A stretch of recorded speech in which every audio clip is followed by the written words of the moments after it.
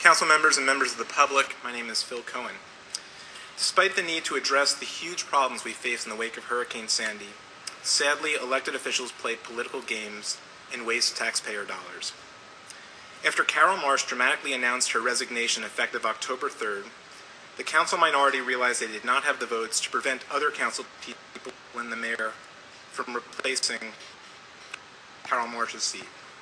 So these four council people figured if they didn't have enough votes to appoint the candidate of their choice, if their lawyers were smart enough, they could come up with a plan to block the other four council people from appointing Councilwoman Marsh's replacement. What did the lawyers find? First, appointing a new council person requires 5 yes votes. Second, Mayor Zimmer can cast a decisive 5th vote, but only to break a 4-4 tie.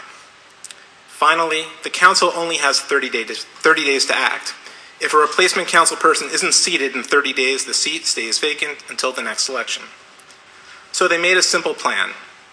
One of them would stay away for 30 days, so there could never be a 4-4 tie. Mayor Zimmer would never be able to cast the 5th vote, and the council minority would regain the power they lost Election Day. And that's exactly what they did. Councilwoman Mason stayed away on October 3rd, and Councilman Russo stayed away on October 17th.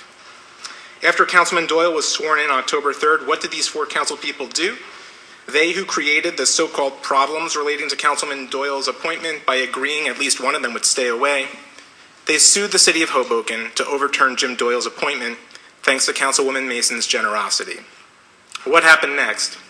Numerous emergency hearings, lawyer filings, court conferences, and tens of thousands of wasted taxpayer dollars, all to address the problems these four council people created and then exploited to game the system. The city filed an application to compel the four council people to do what they had creatively planned not to do at one time, to appoint a new council person. Friday, Judge Bariso agreed and ordered our council people to do what they should have done in October. The judge ordered the four council people to stop with the games, do your job, show up for work, and vote tonight here on filling the council vacancy.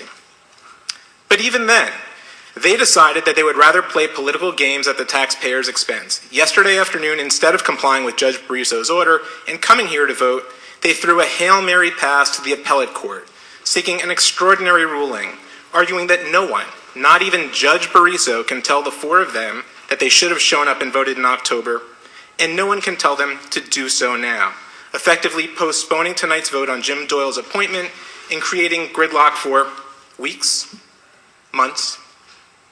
With all due respect to Mr. Russo and Mr. Acapinti and Ms. Mason and Ms. Castellano, in your quest for power, you have lost all perspective, and here's what I mean. In the brief that you filed yesterday, you describe the irreparable harm that you four would suffer if you had to vote on Jim Doyle's appointment tonight.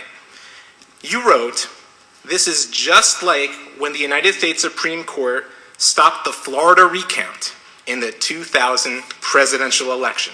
And let me read from what you filed with the court.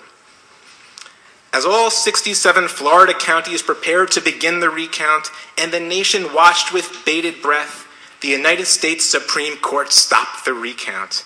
And then you quote from the Supreme Court, "The counting of votes that are of questionable legality threatens irreparable harm to George W. Bush and to the country by casting a cloud upon what he claims to be the legitimacy of his election." And you conclude, "Similarly, it is a recipe for confusion and dysfunctional government for there to be a vote by the council to install Doyle."